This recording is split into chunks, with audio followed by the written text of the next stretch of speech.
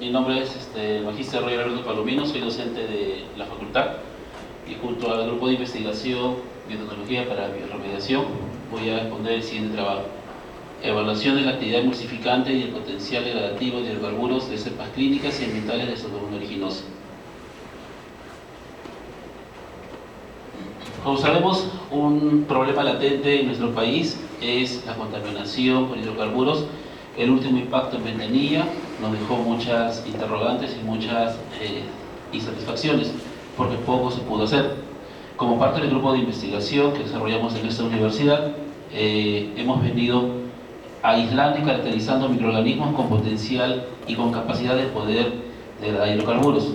Es así que a lo largo de estos años se han venido trabajando tres características fisiológicas que tienen estos microorganismos: emulsificar, es decir, disgregar en pequeñas micelas los xenobióticos, en este caso los hidrocarburos; degradar, que es la lisis final, la parte lítica en la cual el hidrocarburo es degradado a la mínima expresión; y producir el reactolípido, es decir, el surfactante microbiano. Estos tres fenómenos fisiológicos no podrían ser entendibles si no nos vamos a la perspectiva de la metagenómica, de la genómica, específicamente de la genómica comparativa. ¿Cuáles son esos genes que permiten emulsificar, reducir surfactante y finalmente degradar? Y si estos tienen alguna relación significativa entre ellos. Si la actividad fisiológica está relacionada con lo que vendría a ser el componente genómico de estos procesos. En base a ello, eso nos podrá ayudar a dilucidar cuáles serían los microorganismos que tengan la mayor capacidad degradativa. En base a ello, y en base a los estudios internacionales, se ha visto que no necesariamente las cepas que provienen de ambientes contaminados son aquellas que tienen capacidad de degradar hidrocarburos. Es así que nosotros lo que buscamos es combinar las cepas tradicionales, las que sabemos que son nativas, junto con cepas ambientales de sus sitios no contaminados, como también con cepas clínicas. Las cepas clínicas, por tener una virulencia y activar el quorum sensing, que es un mecanismo de regulación génica en estos microorganismos, también activan la producción de surfactante y por lo tanto la degradación de los hidrocarburos. Estudiar esta dinámica nos permitirá ver cuáles son aquellas que tienen potencial. Podemos encontrar que quizás algunas que son cepas clínicas van a tener potencial para un efecto de bioremediación en estos procesos. Y segundo objetivo será caracterizar molecularmente, mediante estudios de genómica comparativa, las cepas de pseudomonas aeruginosa, tanto de naturaleza clínica y ambiental, con potencial frente a hidrocarburos. La ubicación de los sitios de muestreo se han dado en dos lugares. Para las cepas ambientales de sitios contaminados ha sido el norte de Perú, Talara, y La Pampilla. Y estas son nuestras cepas seleccionadas, con códigos que ahí aparecen: 6K11, P25, C1, VHIC5, C3A, 2K1 y 2K6.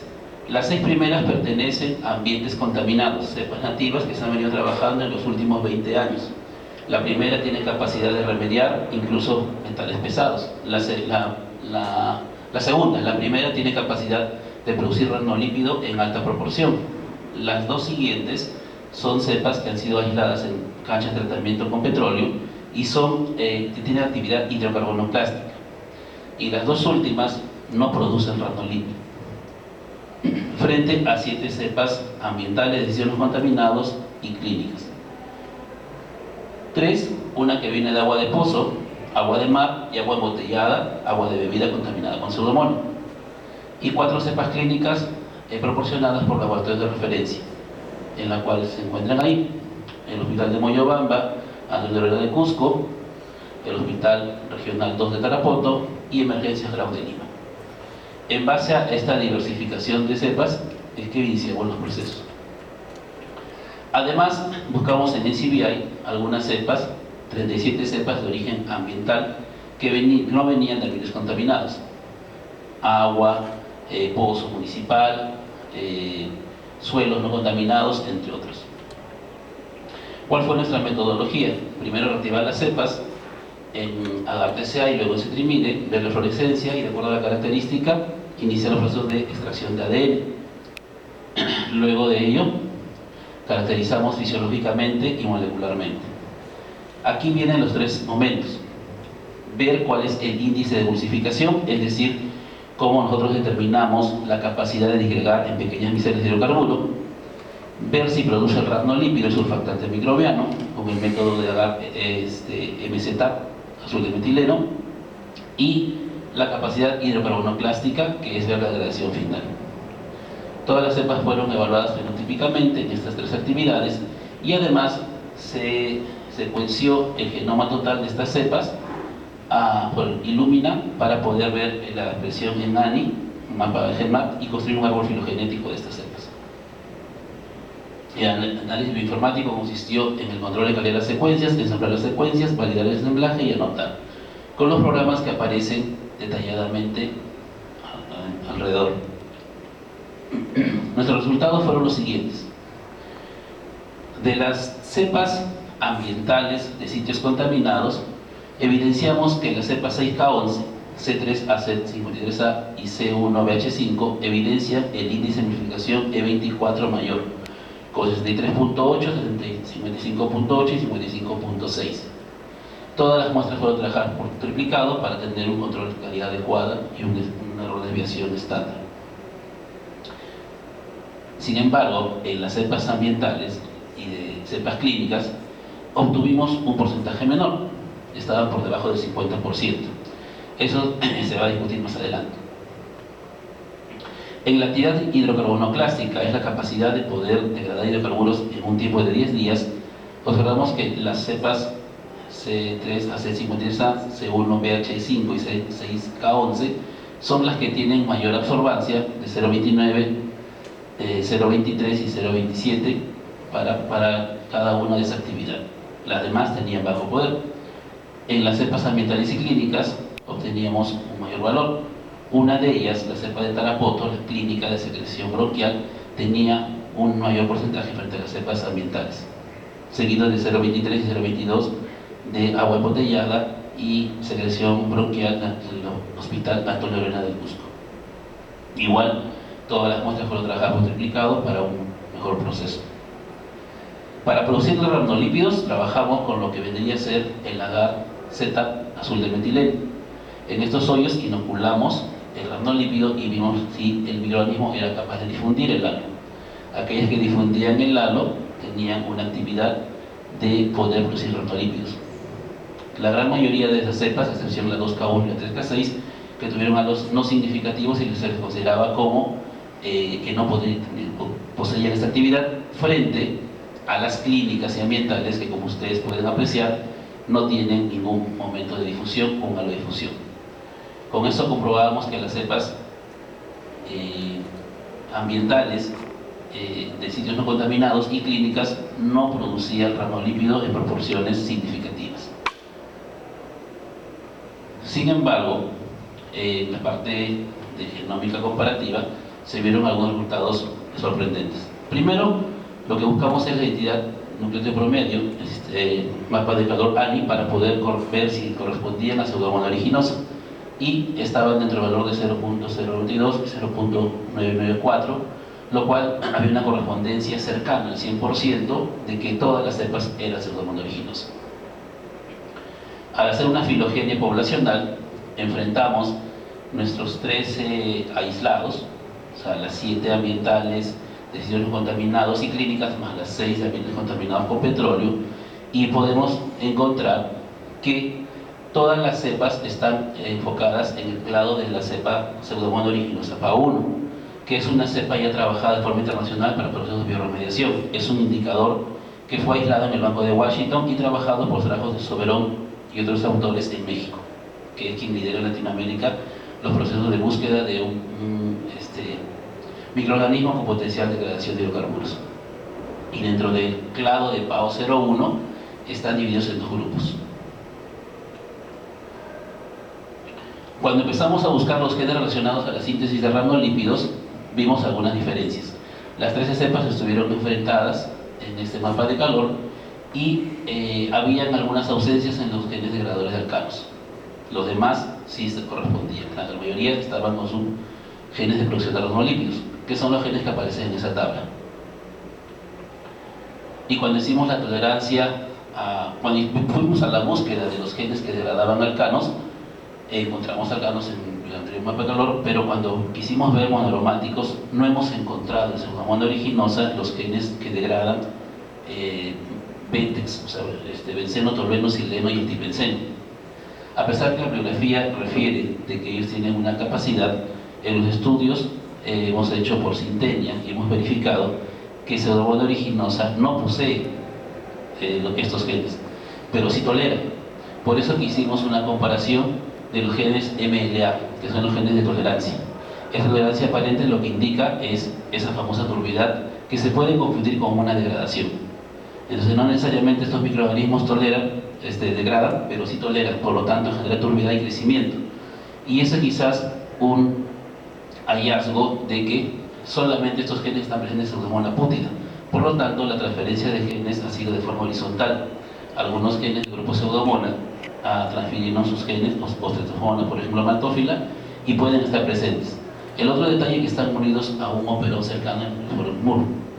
Y vemos ahí a pútida como referencia frente a nuestra cepa de Pseudomonas. Por lo tanto, se demuestra de que tenemos los genes de tolerancia, más no los de degradación.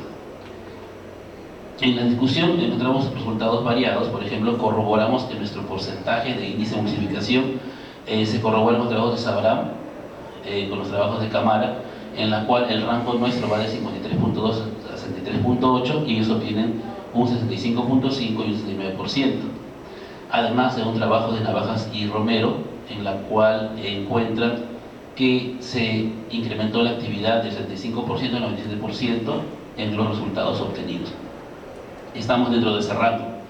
Luego, en la actividad de degradar el hidrocarbonoclástica, solamente dos cepas clínicas y ambientales poseen mayor actividad.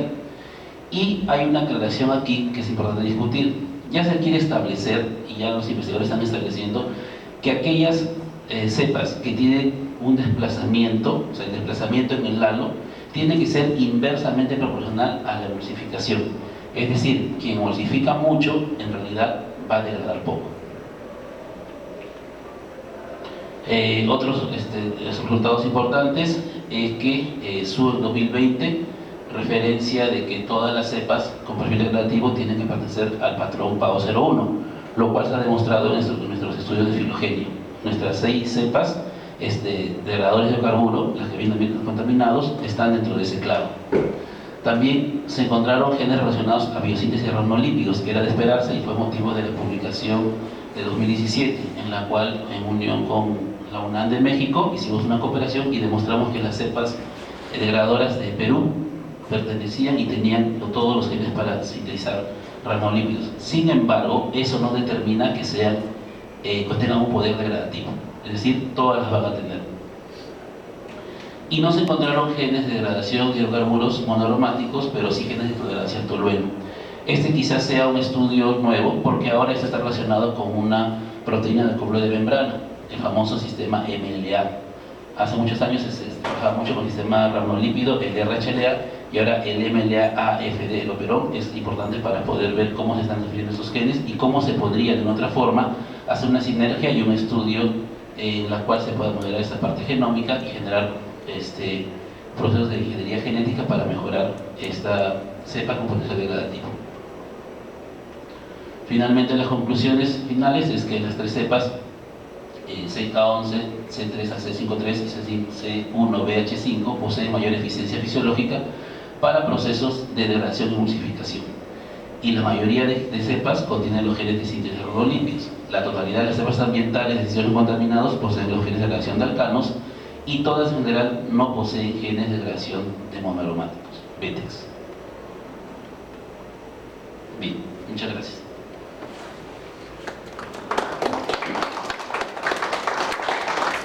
Bien, tenemos tiempo para algunas preguntas.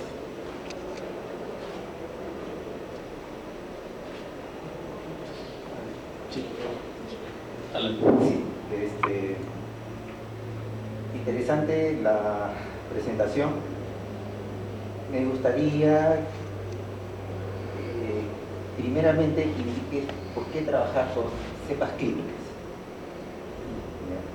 Y en segundo lugar, como resultado diríamos de que estas cepas clínicas realmente tienen capacidad emulsificante más no degradativa. Solamente, en principio.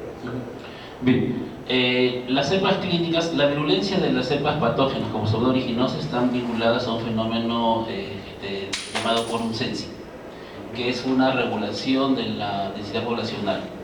Al activarse el quorum sensing se regulan otras actividades fisiológicas, producción del factor PIP4, producción de biofilms, producción de alginatos, lectinas, etc.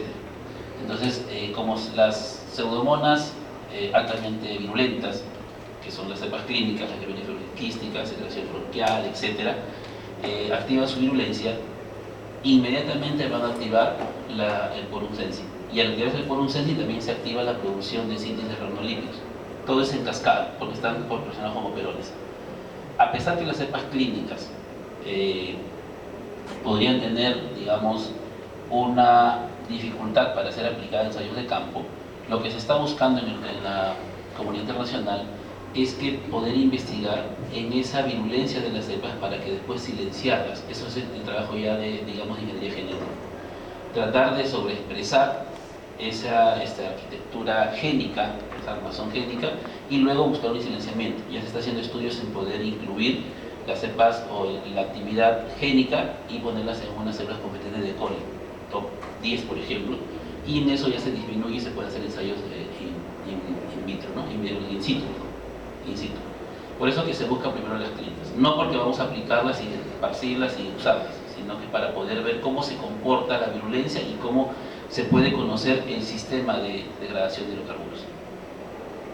Y se demuestra que las cepas clínicas pues sí tienen un potencial, se les puede sobreexpresar, se puede de repente avanzar en lo que es la producción del sistema LAS o el sistema RHL, que es los operones que degradan hidrocarburos, pero a pesar que eso se sobreexpresa, se ha demostrado que ahí no está el quit, o sea, ahí no está la eficiencia, ¿no? Es por eso que ahora se está buscando ver hacia los genes, hacia las enzimas líticas o los genes que hacen la lisis final, ¿no? Y respecto a la segunda pregunta, que es la emulsificación, ahí todavía no sé, los autores, hay autores que dicen, por ejemplo, emulsificación, degradación y producción de ranolípidos son tres procesos distintos. De acuerdo a la cepa y a las condiciones que aún no se sabe, cada una va a producir mucho surfactante, pero de repente emulsificar poco, o de repente degradar adecuadamente.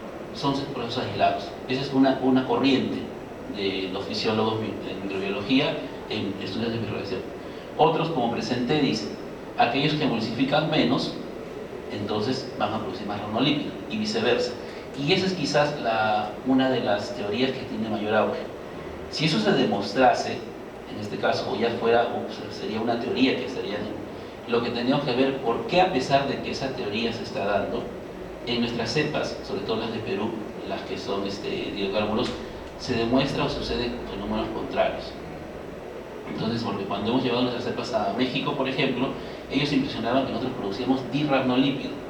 De Colombia para abajo, toda la diversidad es dirranolípido, y México solamente tenía monorranolípido.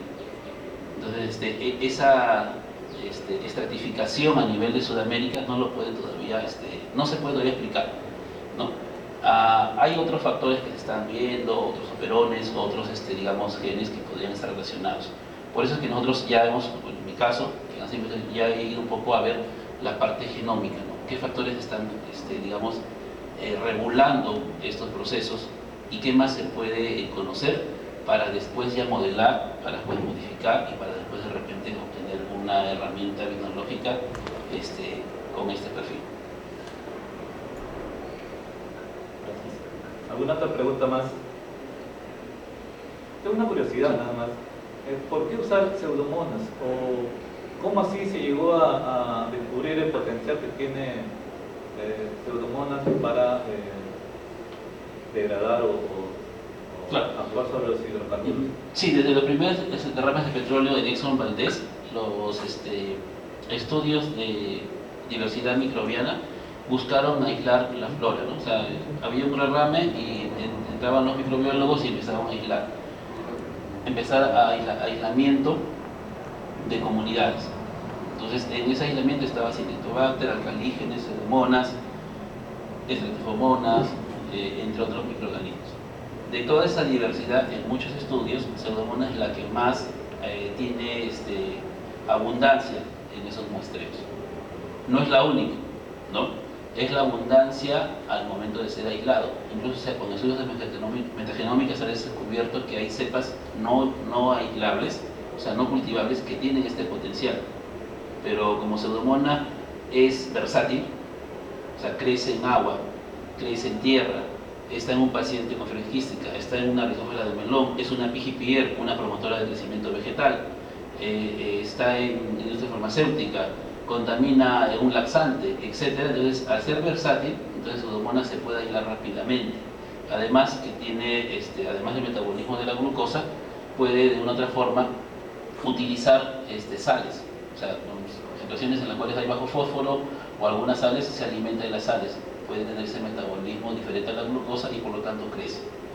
Es una, digamos, característica de su ecología poder crecer y ser ubicuo. Sin embargo, dado que fue así, es que se han empezado a hacer muchos estudios. Pero ya se está mirando a otras especies cercanas. El gran grupo Pseudomonas, a partir del año 2000, con la revolución del 16S, empezó a subdividirse. Antes era Pseudomonas cepacia, ya no existe ese género, ahora es Refomonas maltófila, es Bucordelia cepacia, empezaron a agregarse. Entonces se dieron cuenta de que era un gran grupo, pero eran especies distintas. Por eso es que empezó trabajando de esa forma y ahora se continúa, pero ya se está trabajando viendo otras especies incluso nuevas. Sí, solamente para complementar. Justamente Pseudomonas es una especie bastante ubicua, ¿no? Y por ahí también un poco señalar cuáles son los controles, debido a que esta especie, especialmente en hospitales, es un problema por su capacidad de generar resistencia microbiana. Entonces, ante los antimicrobianos, ¿qué medidas toman para poder hacer, digamos, no hay un escape por ahí de este tipo de cepas que podrían ser virulentes? En el trabajo de experimental. Primero hemos trabajado con cepas que son ambientales. Las cepas ambientales provienen de sitios contaminados con hidrocarburos, por lo tanto no activan su virulencia como una cepa clínica. Hay una segregación de las cepas que provienen de derrames de petróleo y el trabajo que ha venido desarrollando el profesor Fernando con el profesor Usán. Ese es el banco de la MIDIN, o sea, el banco de cepas.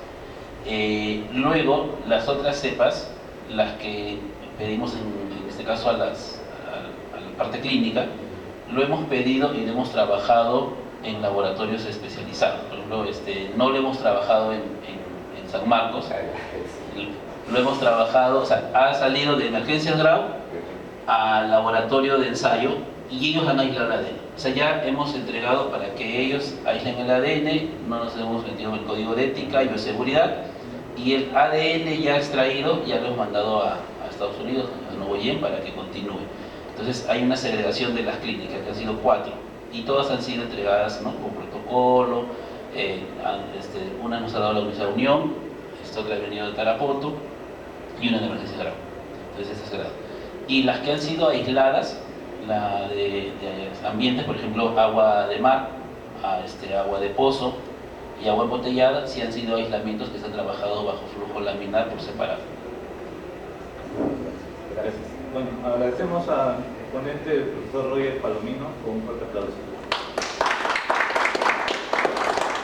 A continuación, la siguiente exposición estará a cargo de José Barbosa y el título de la ponencia es Extracción de compuestos bioactivos de macroalgas marinas y su efecto en la germinación de semillas de Brassica oleracea variedad capitata.